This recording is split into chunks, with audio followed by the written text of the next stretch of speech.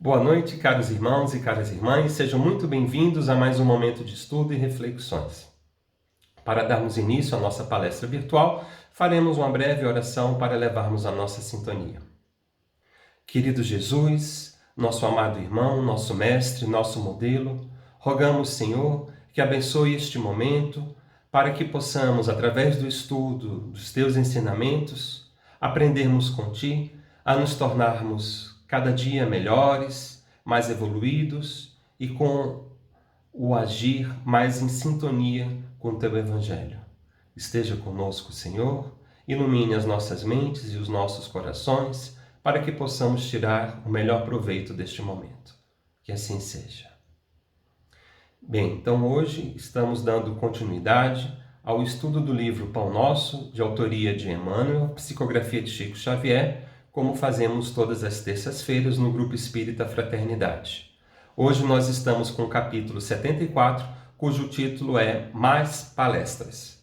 Esse capítulo Emmanuel estruturou em cima de um versículo da Epístola de Paulo à comunidade de Coríntios, a primeira de Coríntios, aonde no capítulo 15, versículo 33, o apóstolo anota o seguinte: Não vos enganeis, as más conversações corrompem os bons costumes.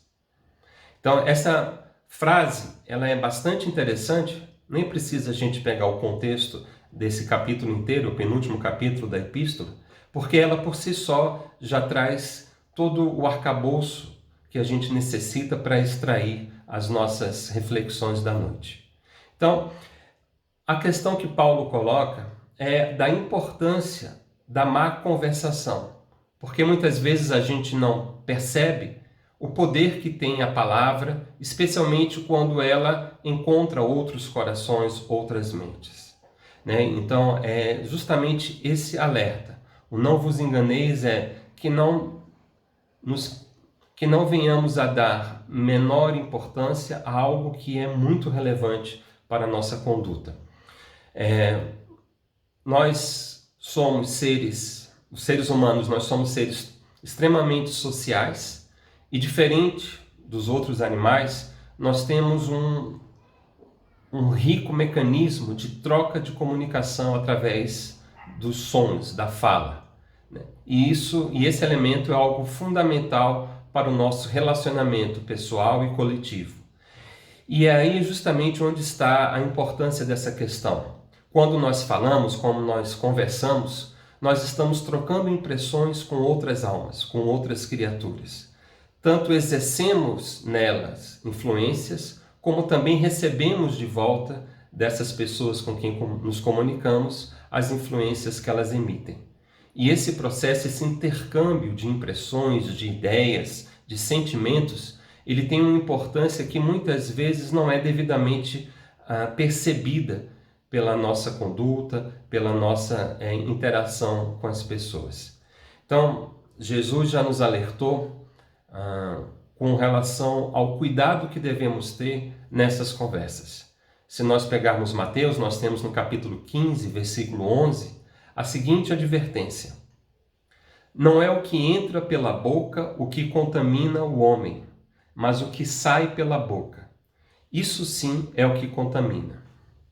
Né? Então, é interessante essa fala dele, porque na época de Jesus, e mesmo na nossa época atual, as pessoas davam muita importância à alimentação e aos hábitos relacionados com a alimentação, a bebidas e etc. E as pessoas tinham muita preocupação em ter uma alimentação, no caso da época de Jesus, uma alimentação pura dentro dos preceitos judaicos. Então, o tipo de alimento que era permitido, os alimentos que eram considerados impuros, como, por exemplo, carne de porco ou o próprio contato com sangue. Então, eles tinham uma série de regras que regulavam a forma de como as pessoas poderiam se alimentar sem se tornarem impuras. Hoje, na nossa sociedade, não temos esse tipo de preocupação com relação à pureza ritual, religiosa dos alimentos, mas nos preocupamos com a questão da qualidade nutricional, dos possíveis malefícios à nossa saúde que o alimento possa causar. Pois bem, realmente essas considerações são muito importantes e necessárias para o bem-estar e manutenção do bom funcionamento da nossa máquina física, do nosso corpo. Mas igualmente importante é o uso que nós fazemos da alimentação vocal, ou seja, das palavras, das conversações que tecemos. E é nesse sentido que Jesus comenta, da importância do que sai da nossa boca. E o que sai da nossa boca são palavras. Então, o cuidado está justamente em como vamos manter a conversa com outras pessoas. Emmanuel nos alerta no livro que a conversação, nesse capítulo, que a conversação menos digna deixa sempre os traços de inferioridade por onde passou. E é uma coisa assim bastante interessante, nós não percebemos, nós não vigiamos a nossa língua nesse sentido, né? É um desafio que todos nós temos e eu particularmente fiquei muito feliz em pegar justamente esse tema para tratar, porque é algo que eu necessito muito também. Às vezes nós não percebemos, mas nós somos agentes de perturbação no meio que nos colocamos.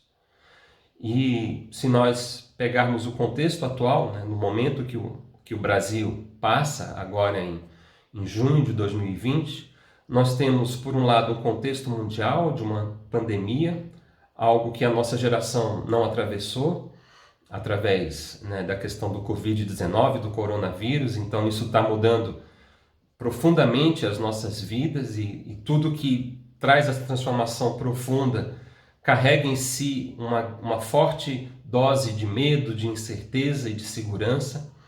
E no momento também que a nossa nação vive, nós temos uma questão da polarização política, né, muito exacerbada, inclusive envolvendo a pandemia, mas também outros fatores. Então isso tudo são elementos que se tornam um prato rico para essas conversações menos dignas que Emmanuel nos alerta.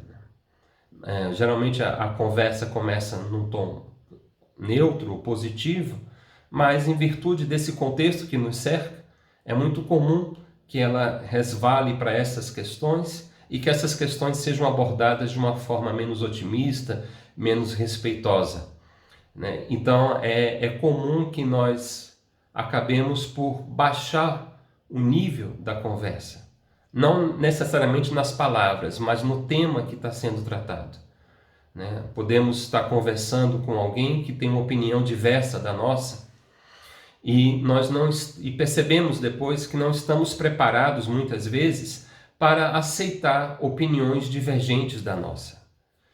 E mais uma vez ressalto a questão do contexto que nós vivemos, aonde essa dificuldade em tolerar opiniões divergentes, ela se manifesta cada vez de forma mais aberta, através das redes sociais, dos diversos mecanismos que nós temos para nos relacionar com outras pessoas, quais sejam Facebook, Instagram, WhatsApp, aonde por não estarmos frente a frente com o interlocutor, é mais fácil acabar por não termos o cuidado necessário ao manifestar a nossa opinião, o nosso ponto de vista.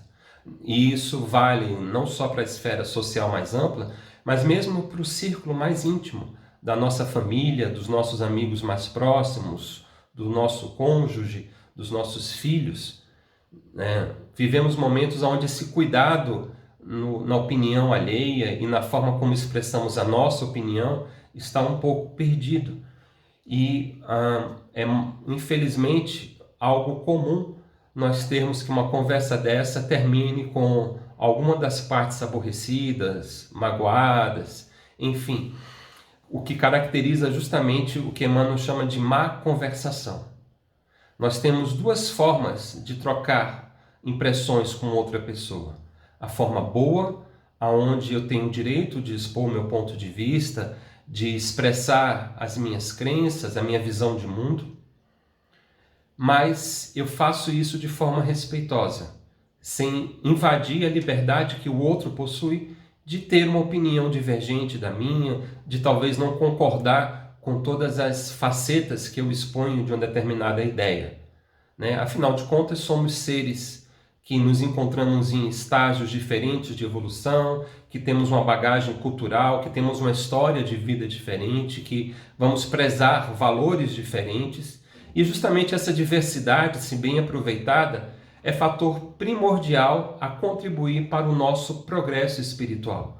Porque com a oportunidade que nós temos de tomar contato com outras ideias, com outras formas de ver o mundo, podemos acabar aprendendo algo que não sabíamos ou olhando um problema de um ângulo que até então era inédito para nós. Então, o contato com as pessoas, dessa forma, através de uma conversa positiva, ela é muito relevante para o nosso aprimoramento pessoal. Então, para que isso aconteça, ela precisa ser uma conversa pautada pela afabilidade, pela doçura, pela benevolência no uso da fala. Em nenhum momento nós podemos nos permitir o direito de agredir aquele que nos escuta ou que argumenta conosco. Mesmo que não venhamos a concordar com o que é dito, podemos até, e muitas vezes devemos, expressar a nossa discordância, mas de forma respeitosa, nunca partindo para uma postura onde eu tente obrigar aquele com quem eu dialogo a aceitar o meu ponto de vista ou as minhas convicções. Falando assim no campo teórico, é algo relativamente fácil de fazer. A questão é que na vida real, no dia a dia, nós acabamos deixando com que a emoção vá tomando conta das nossas manifestações. E é justamente quando essa emoção fica mais acalorada que nós acabamos perdendo esses freios e aquilo que poderia ser uma má conversação, uma boa conversação, acaba se transformando numa má conversação, né?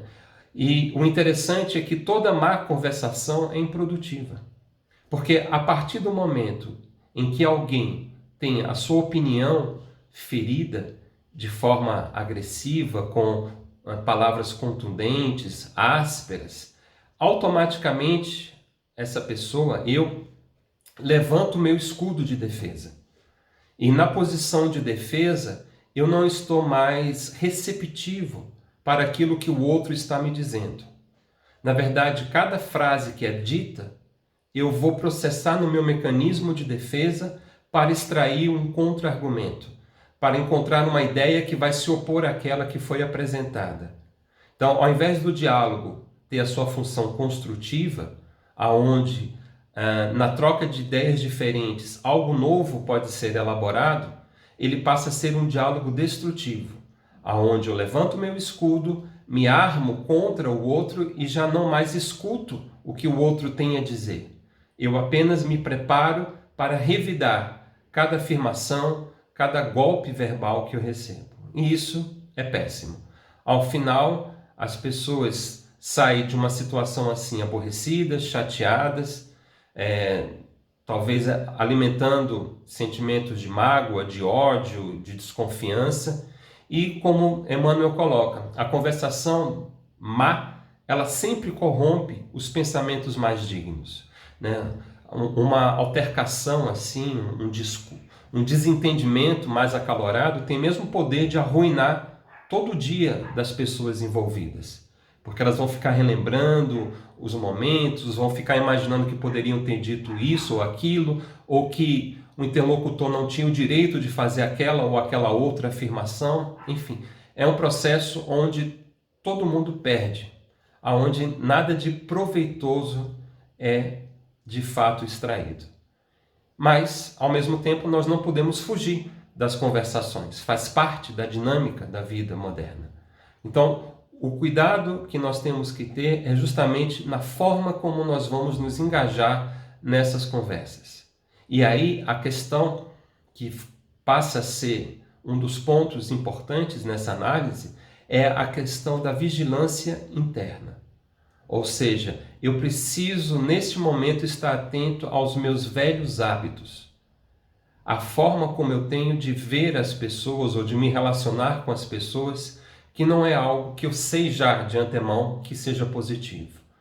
Então, dentro desses padrões mais comuns, um dos elementos negativos que é mais comum acontecer nas conversas é justamente o péssimo hábito que nós temos de julgar. Então, muitas vezes a pessoa com quem nós estamos mantendo um diálogo, ela está se expressando de uma forma, mas eu já deturpo essa forma, porque na minha mente eu já a rotulei como sendo uma pessoa, sei lá, politicamente de esquerda ou de direita, ou culturalmente mais conservadora ou mais libertária, ou que essa pessoa é uma pessoa invejosa, ciumenta, enfim. Eu já tenho o meu conjunto de rótulos que eu aplico àquela pessoa, e esses rótulos, eles agem como um vitral colorido, aonde a cor de cada um dos rótulos vai alterar a luz que passa por eles. No nosso caso, vai alterar a mensagem que a pessoa está tentando transmitir. E aí é uma questão de simplesmente eu estar mal interpretando aquilo que ela fala. Às vezes eu me ofendo ou eu me indigno por algo que não foi realmente o que a pessoa quis expressar, mas eu a já julguei antecipadamente e a classifiquei assim.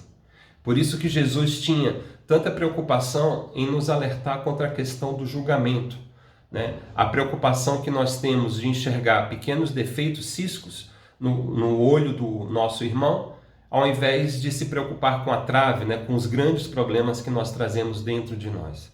Tem inclusive um trechozinho, uma trovazinha, bem interessante de um poeta e escritor cristão chamado João Tomás Parreira, aonde ele anota o seguinte: mas se queres tua paz e a paz dos outros também, atende a este conselho: não fales mal de ninguém.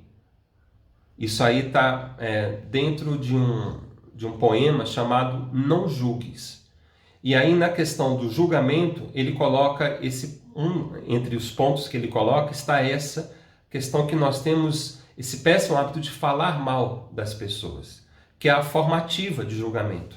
Então, quando eu falo mal de alguém, uma série de elementos estão por trás desse ato. Primeiro, nós temos aquela clássica frase que diz: quando João fala de Pedro, eu sei mais sobre João do que sobre Pedro. Então, quando eu falo mal de alguém, eu estou, na verdade, abrindo uma brecha para que o outro observe o lado obscuro da minha personalidade.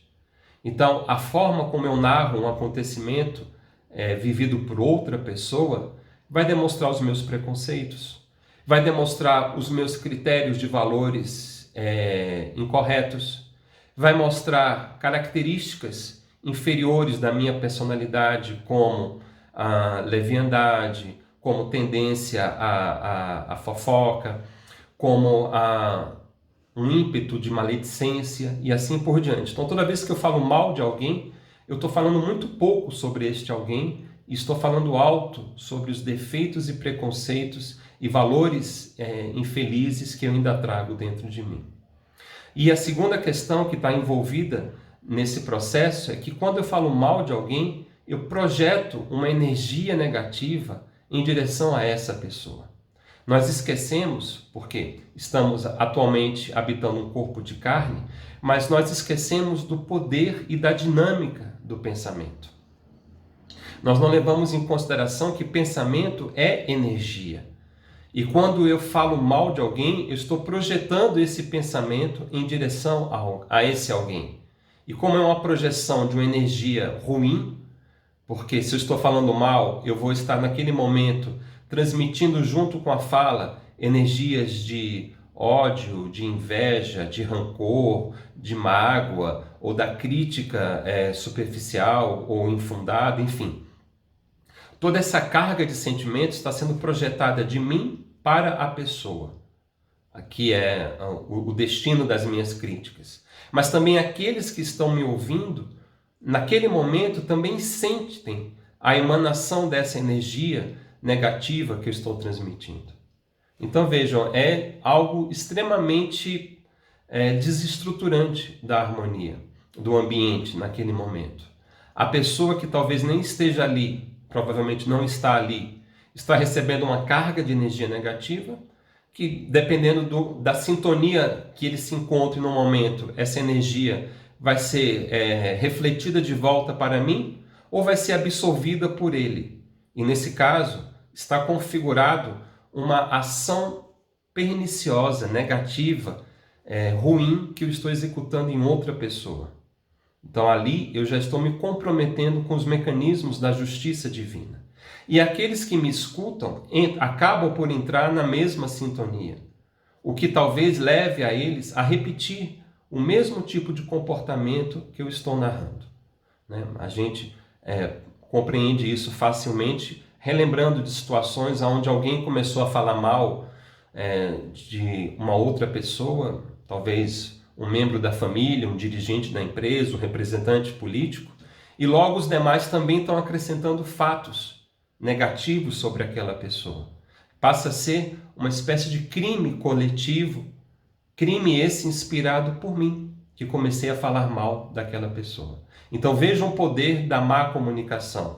Vejam porque Paulo coloca claramente que nós não devemos nos enganar, que as más conversas elas têm de fato esse poder de corromper os bons costumes, de corromper a harmonia, de corromper o estado de equilíbrio que um ambiente e as pessoas que o habitam deveriam se encontrar.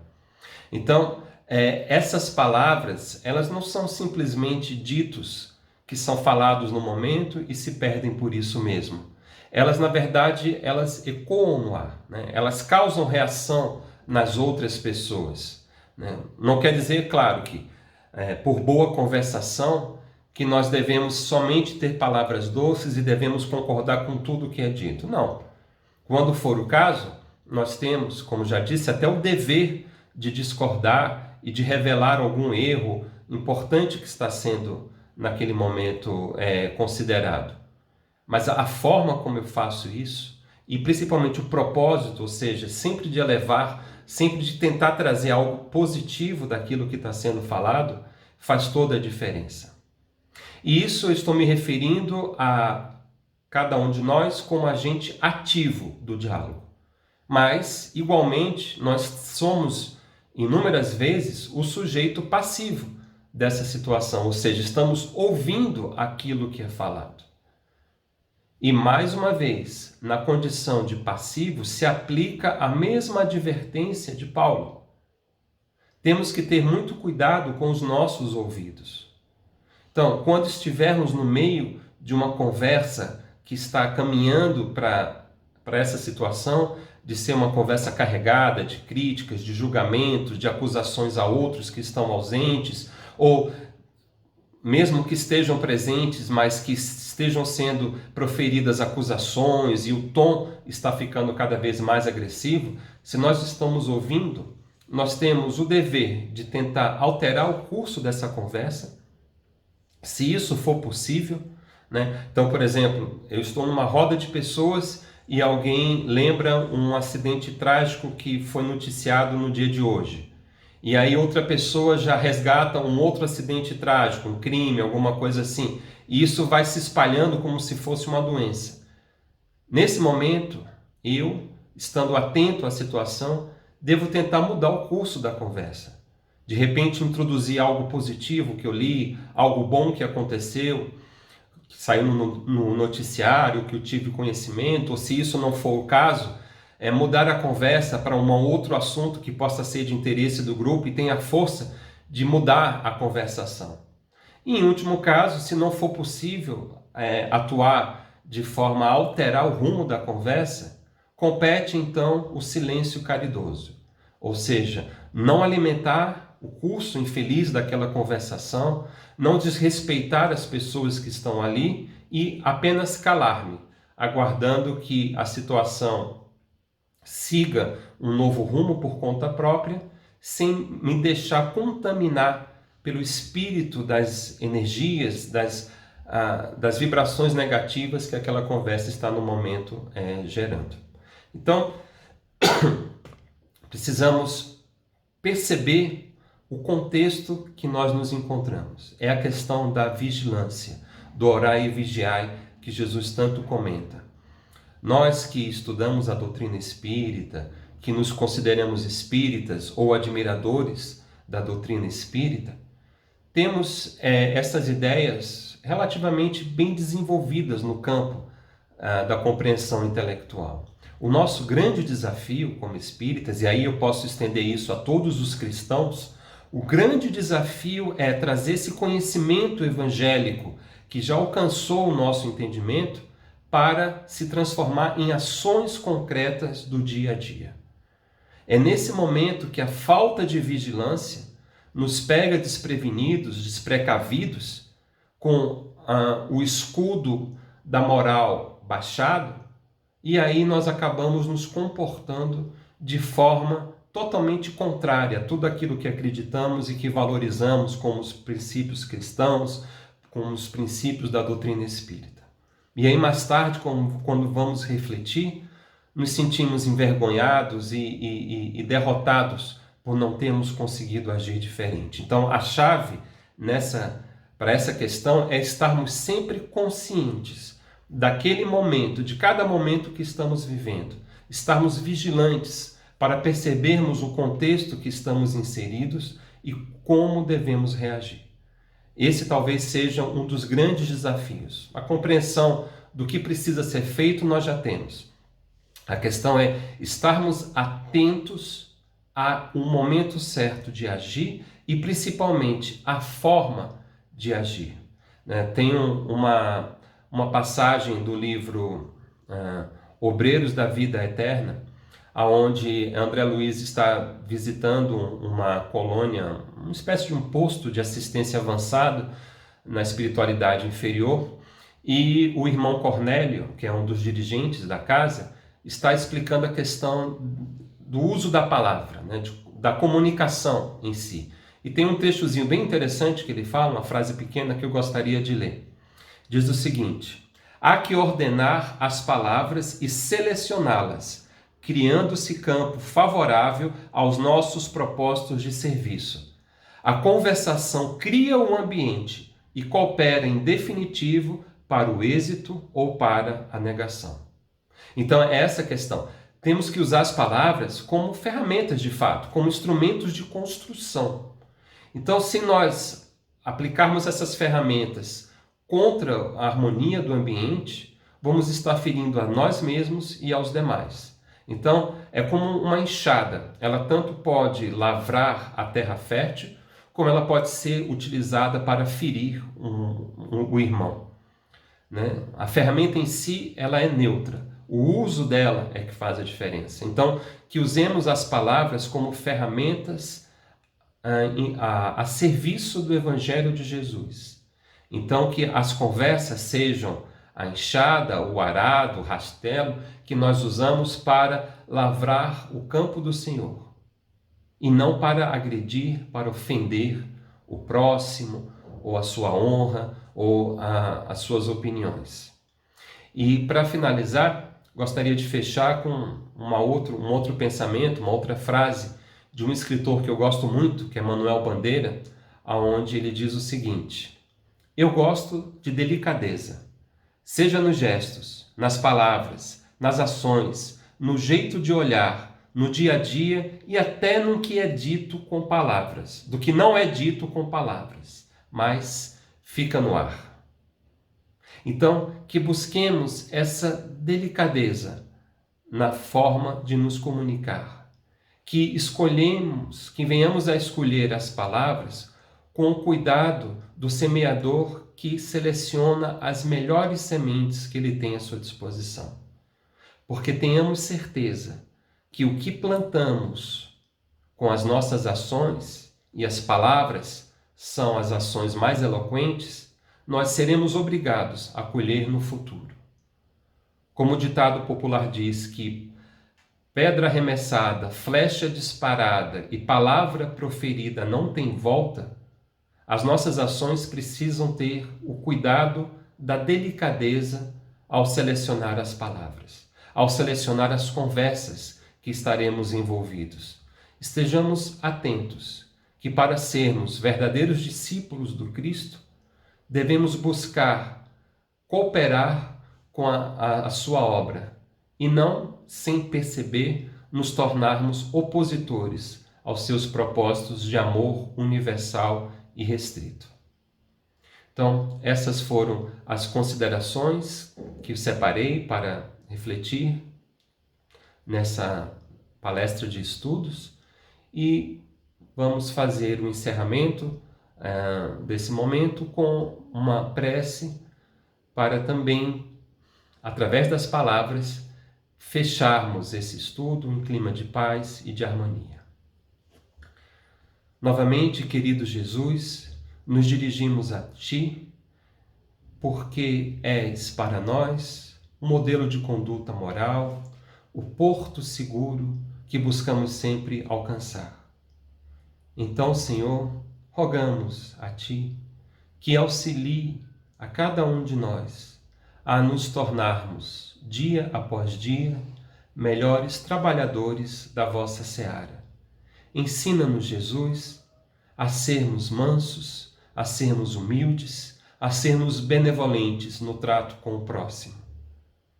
Inspira-nos, Senhor, o coração e a mente para que possamos aprender com Ti a amar o próximo como a nós mesmos. Esteja conosco, Senhor, em todos os momentos da nossa vida, para que, com Teu amor, com a Tua luz, possamos aprender a nos tornarmos homens e mulheres melhores a cada dia. Fique conosco, hoje e para todo sempre. Que assim seja, graças a Deus. Muito obrigado, irmãos e irmãs, por este momento de reflexão juntos e que a paz de Jesus esteja conosco durante a nossa semana, inspirando-nos para o bem. Que assim seja.